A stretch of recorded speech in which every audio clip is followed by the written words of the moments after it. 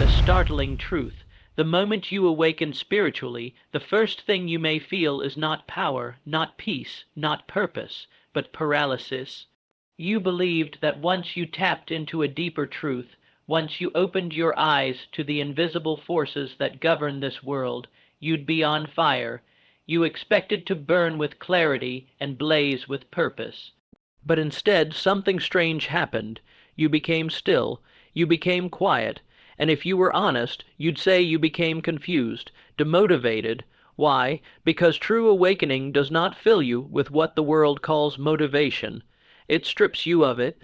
It tears off the layers of false ambition one by one.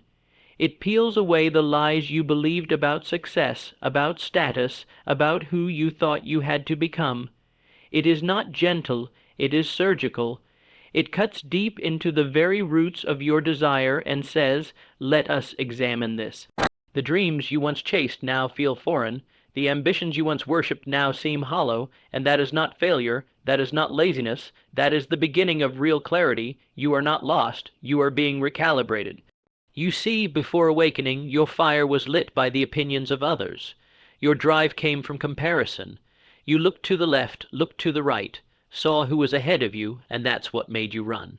But when you awaken, you stop looking sideways, you begin to look within, and suddenly the race loses meaning, because the only one you're meant to compete with is the you that God created you to become, not the version the world rewarded. Now I know what you're thinking. If I'm finally seeing things clearly, why do I feel like I can't move? Because the universe does not shout in urgency. God does not motivate with fear. Spiritual truth does not come with a deadline.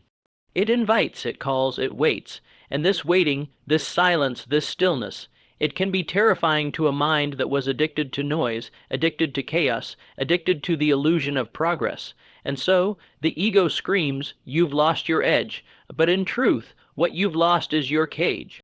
You see, you were never meant to chase life like a dog chases cars. You were meant to attract it, align with it, live in harmony with its deeper rhythm. You were not designed to wake up to an alarm clock, check your phone, race to the gym, hustle until burnout, and call that ambition. No, that's not divine living, that's slavery, but here's the danger. Once you wake up and your worldly motivations fade, you may be tempted to believe that you've lost yourself, and if you're not careful, you'll run back to the old life, just to feel something again. You'll pick up old goals, dead dreams, meaningless pursuits, not because they serve your spirit, but because they comfort your ego. Resist this temptation. When the fire of artificial ambition goes out, the real work begins. You are now being called to build a new fire, one that burns from within, not from pressure, not from fear, not from competition, but from divine alignment. It is a slower fire, yes, but it is everlasting. The world told you to grind. The Spirit tells you to grow. The world told you to chase success. The Spirit tells you to embody truth. The world told you to get ahead. The Spirit tells you to go deep. And this transition from outer success to inner significance is not motivational, it's transformational. You will feel lost. You will feel unproductive. You will question everything. Good. That is the exact sign that you're not going back to sleep. You've stepped into the valley between the old self and the true self. And in this valley, your goals will collapse, your desires will dissolve, your drive will vanish. You'll look at your to-do list and wonder why it no longer moves you. You'll look at your vision board and wonder who made it. That's because the person who created it no longer exists. You have died to who you were, and that death is sacred. Don't rush the resurrection. Give your soul time to teach you again. Learn to breathe again, to feel again, to walk not with speed, but with wisdom, and then the right motivation will return, but it will not feel like adrenaline. It will feel like peace. It will not feel like a deadline. It will feel like direction. It will not feel like pressure. It will feel like power, real power, power from above. The world pushes you to climb ladders.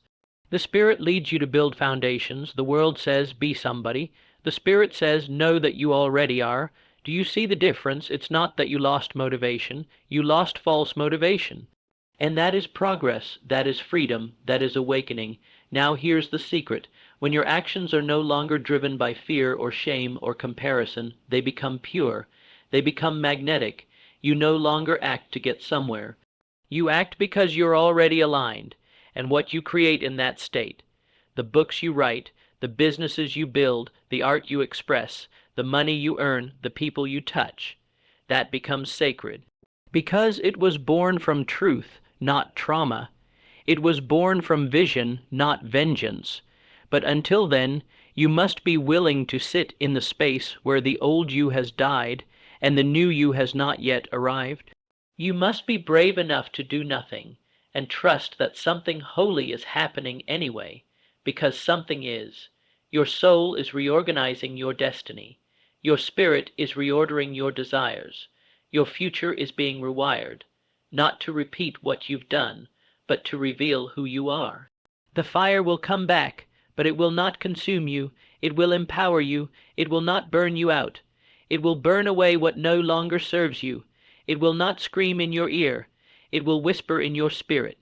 And you will know the difference between the noise of hustle and the music of heaven. You will rise again, but not as who you were, as who you were always meant to be. So if you feel no motivation today, rejoice. The old motivation died so your true mission could begin. And when the time is right, you will act, not from desperation, but from destiny. And that, my friend, is the difference between a life that is driven and a life that is divinely led.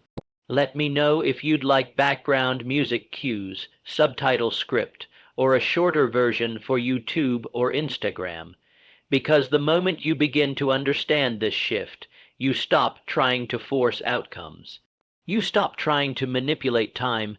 You no longer beg the clock to move faster or the breakthrough to come sooner. You begin to trust the unfolding. You begin to respect the divine architecture that is already at work beneath the surface of your life. And trust me, there is always something at work beneath the surface. You do not plant a seed and dig it up every morning to see if it's growing. You water it, you let the sun kiss it, you protect it from weeds. And you trust the process.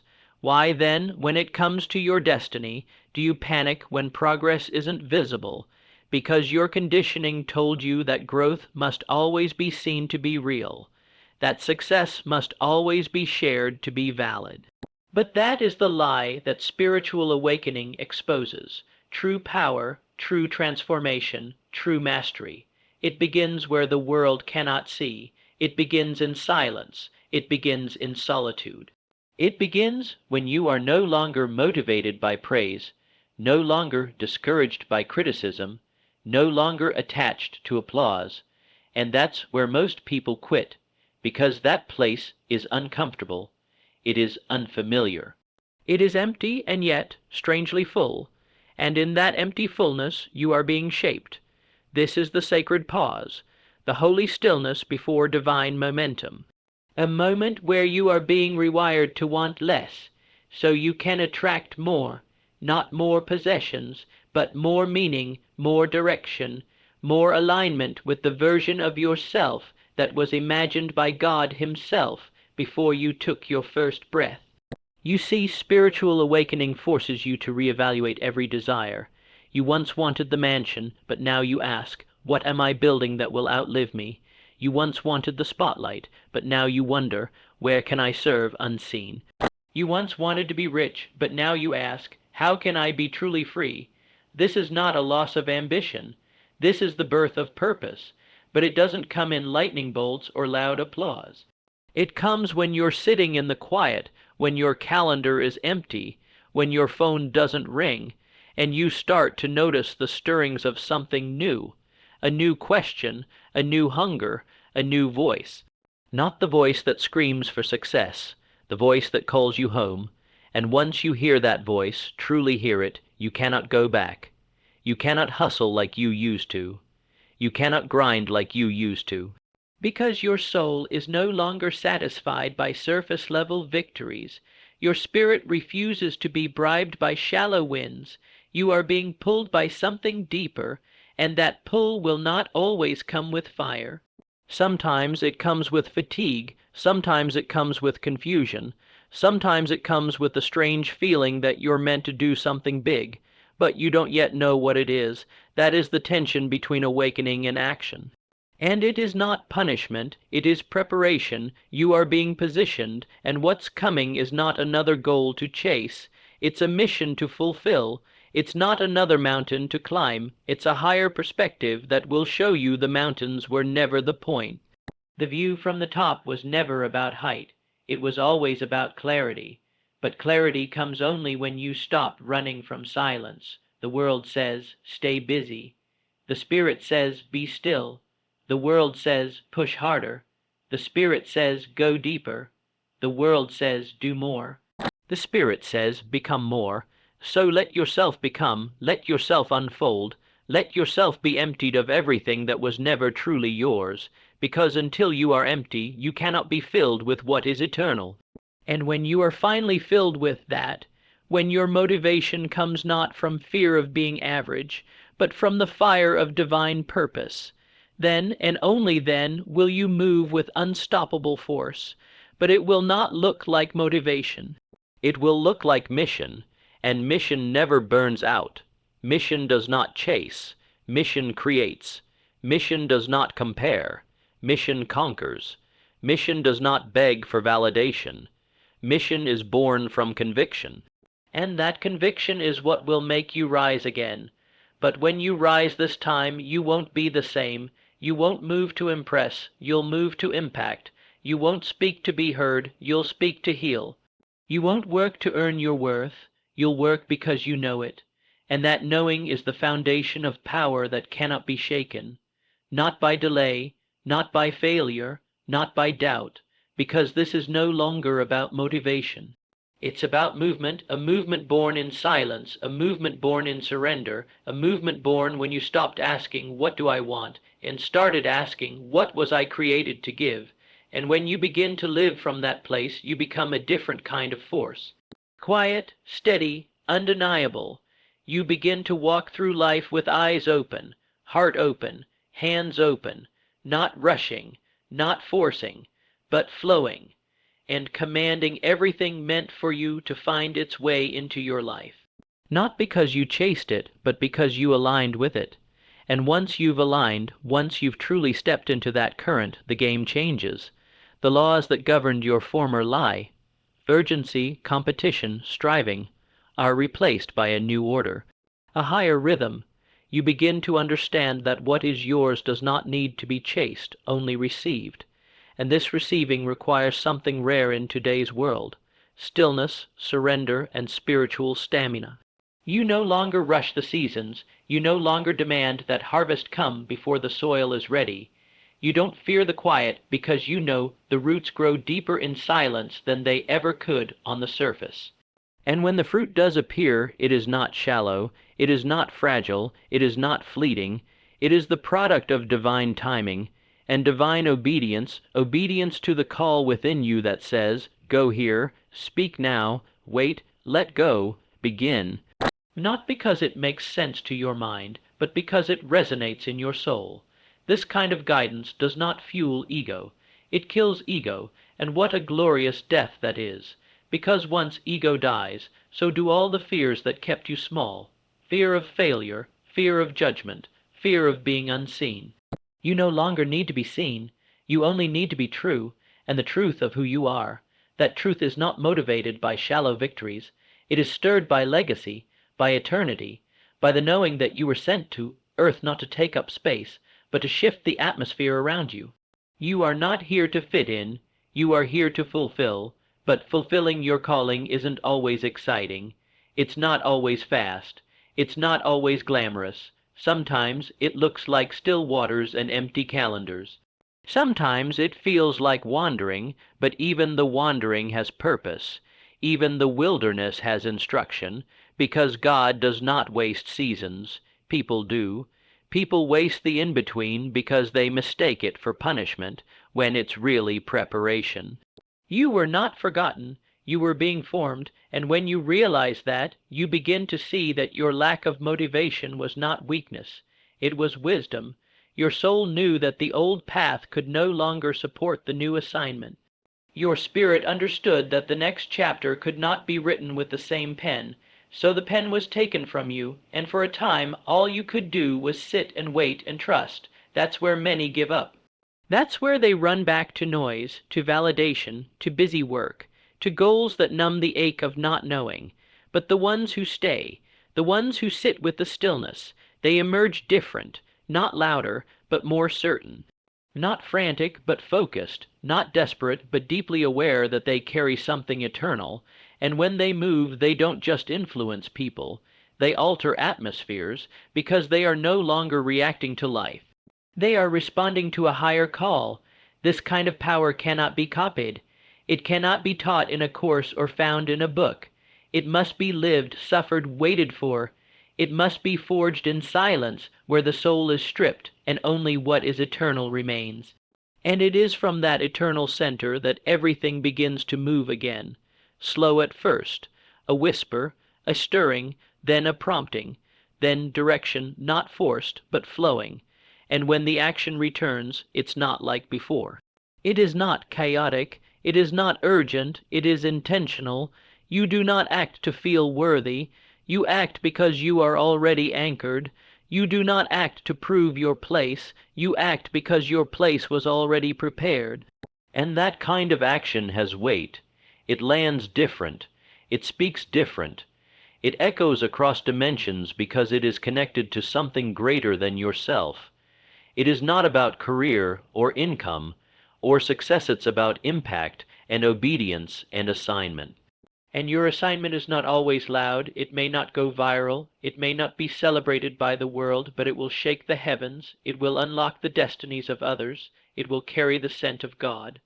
And when you realize that, motivation becomes irrelevant, because you are no longer driven. You are led by the quiet fire of purpose, led by the whisper of eternity, led by the knowledge that you are here on purpose, for a purpose, and through you, purpose will be fulfilled. And when you are led like that, you no longer waste your energy convincing others. You don't explain your silence. You don't justify your pace. You don't defend your detours, because you understand that obedience to your inner compass is louder than any outer commentary. What others call delay, you recognize as divine sequence. What they see as inactivity, you know as incubation. You no longer chase motivation because you've outgrown it. Motivation is emotional, fleeting, subject to the weather of your mind, but purpose is steady. Purpose holds firm in storms. Purpose does not shout. It stands, it waits, it watches, and when it speaks, you move, not out of hype, but out of holy necessity. You begin to see that the external world can no longer pull you. It no longer controls your direction. The applause doesn't sway you. The silence doesn't scare you, because your anchor is no longer rooted in the approval of men. It is rooted in the assignment of God. And that's why many don't understand you now. They say, you've changed. And you have, they say, you're not hungry anymore. And they're right. You're no longer hungry for what poisons your spirit. You're no longer chasing breadcrumbs of validation when you've tasted the feast of divine presence. What once thrilled you now bores you. What once seduced you now repulses you, not because you're broken, but because you're finally becoming whole, and wholeness doesn't beg, it doesn't hustle, it doesn't fear missing out. Wholeness trusts that everything assigned to you will arrive on time, and anything not meant for you will miss you on purpose. You start to move from a deeper place. You say no without guilt. You say yes with conviction. You protect your energy like treasure. You guard your time like a sanctuary, because you understand that the call on your life requires space, space for clarity, space for connection, space for creation.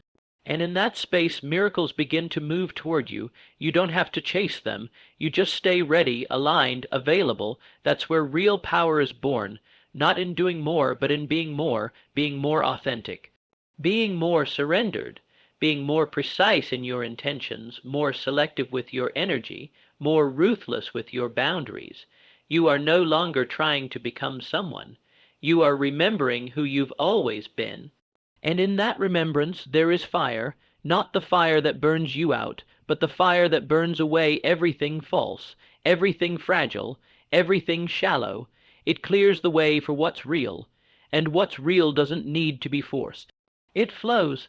It flows because it's yours, because you were born with it, because it has your name written in the blueprint of eternity, and so the need for motivation dies, because what's eternal doesn't need to be motivated. It just is, like gravity, like breath, like light. You don't need to hype yourself up when you're already in harmony. You don't need caffeine for your calling. You don't need to be pushed when you're pulled by something higher. And that pull it may not always be loud, but it's always present. You'll feel it in the quiet moments, in the stillness between thoughts, in the knowing that won't go away, that inner whisper that says there's more, not out there, in you. That whisper is the new compass. You don't follow pressure anymore, you follow peace.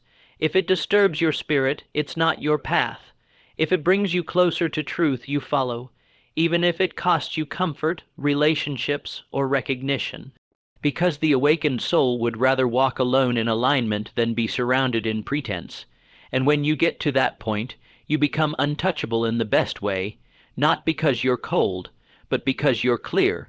Not because you've hardened, but because you've healed. Healed from the need to prove, healed from the urge to perform, healed from the constant chase for significance. You no longer seek to be great. You seek to be genuine, and in that genuine state, you attract everything that's meant for you.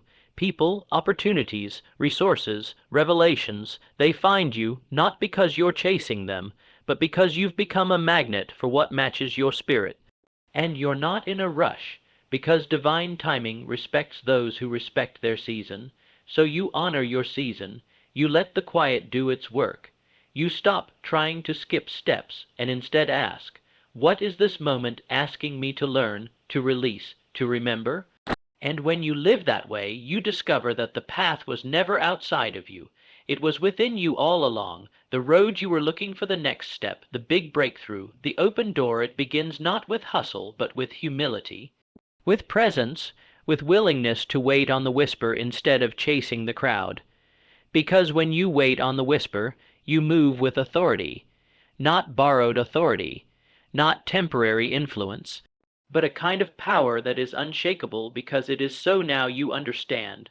What you've been calling a lack of motivation was never a weakness. It was a divine invitation, an invitation to stop chasing shadows and start embodying light, to stop running from the silence and start listening to it, to stop forcing movement and start flowing with purpose. You were not created to live like the world. You were created to move like a vessel empty of ego, full of power. Aligned, obedient, certain, because when a person no longer needs motivation to move, when their steps are ordered by something greater than ambition, they become unbreakable.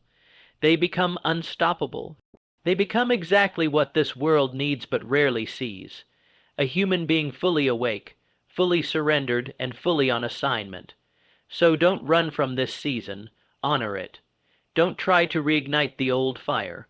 Let it die so the new fire, the one placed in you by God Himself, can finally rise, because when it does, you won't just live motivated. You will live marked, you will live moved, and above all, you will live sent.